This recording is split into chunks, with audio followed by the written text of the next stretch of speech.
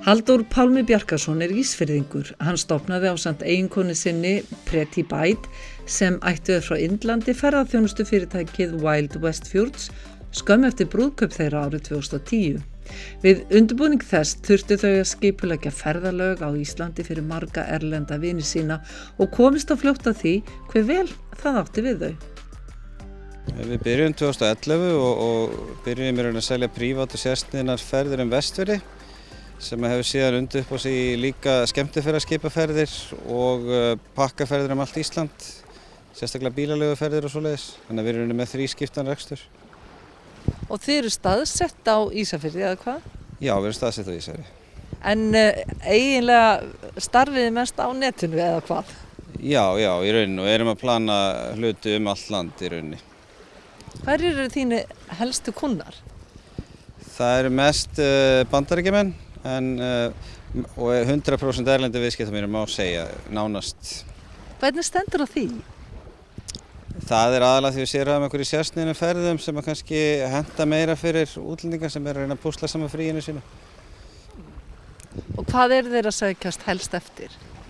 Þeir fara til dæmis mikið á Hornstrandir og Svalbarðahringinn, Látrabjarg og hitt og þetta Vestfirði. En svo eru náttúrulega þeir sem fara allt land, þeir fara yfirleitt hringveginn og oft hringvegi pluss Vestfirði, Snæfellsnes og alls konar útúrdúra.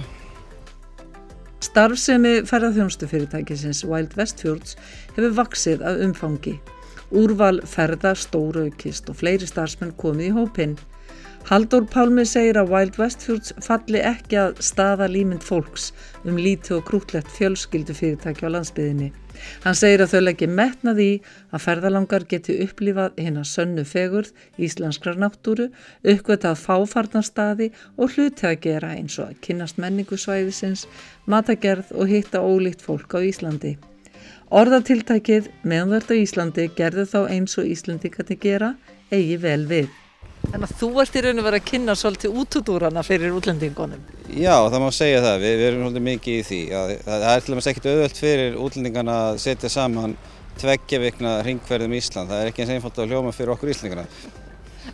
Hvað er helst sem stendur í vegi?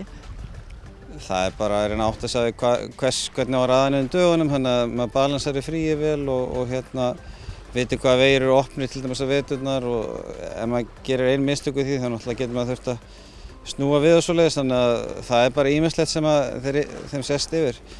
Ég ber þetta oft saman við það ef maður færi sjálfur að plana svipað frí Nýja-Sjáland. Maður er nú smá tíma því. Þannig að tímasparnaðurinn er klárlega að hjálpa til í þínu rekstri? Já, það er verið sem við bjóðum í rauninni mikið. Það er rauninni að plana þessu hluti fyrir fólk og setja saman í pakka. Ertu með marga viðskiptavini sem koma aftur og aftur? Já, það er alltaf eitthvað fólk og fólk sem þekkir fólk og það er alveg stór hluti af þessu. Fólk sem kemur aftur og aftur og mælir með okkur. Þannig að orðsporið er greinilega gott? Já, það hefur hjálpað okkur sem betur fer, þá gengur það allt mjög vel. Verðinlega, get ekki sleppt þér öðru sinna, þú segir mér hver er þinn uppáhaldsstaður? Þeir eru ansi margir, þessi er alveg nokkuð góður sko, Hesteyri.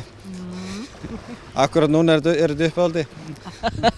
Hver verður það á morgun? Ætla að vera ekki Ísafjörður á morgun.